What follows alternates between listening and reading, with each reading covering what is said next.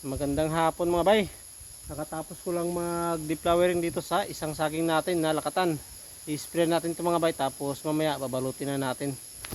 Tsaka mag-apply din pala tayo ng spray mga bay diyan sa mga tinanggalan na natin ng silupin na saging natin. Yun mga bayo.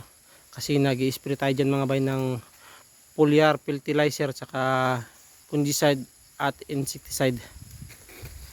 Ito, sprayan muna natin ito mga bay para mamaya matuyo, balutin na kagad natin.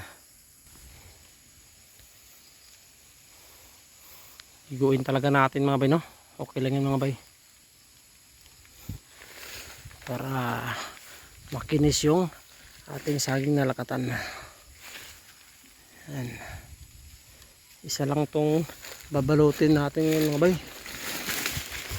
Yan, ayos na yan. Nag-spray tayo dito mga bay.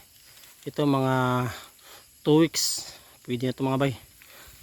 Dito na lang tayo nag-i-spray sa bunga kasi hindi tayo nag-i-spray sa dahon mga bay, para malaki yung saging natin at mabigat kapag na-harvest. Yan, tama yan mga bay. Meron tayong tundan dito mga bay, oh, at sinasama din natin sa pag-spray.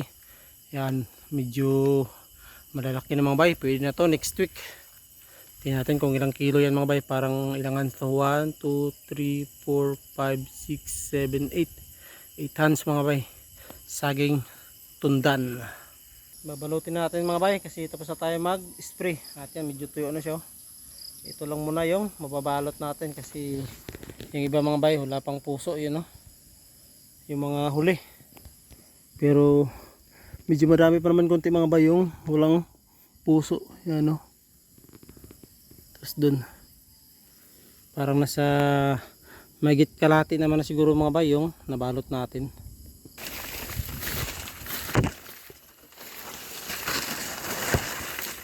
Tanggalan lang natin yung isa dito mga bay kasi pwede niyang tanggalan ng plastic to. Medyo malaki na mga bay para ma-sprayan na din natin yan. Yan, ito mga bay medyo yan, malalaki naman, oh. Pwede na itong sprayan mga bay. Para makatatlong spray tayo, pwede na itong ma-harvest. Yan mga bay, oh. Medyo malalaki na.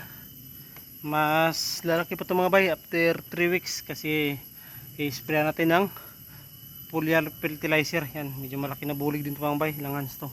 1, 2, 3, 4, 5, 6, 7, 8 hands mga bay. Yan, ganda mga bay, oh.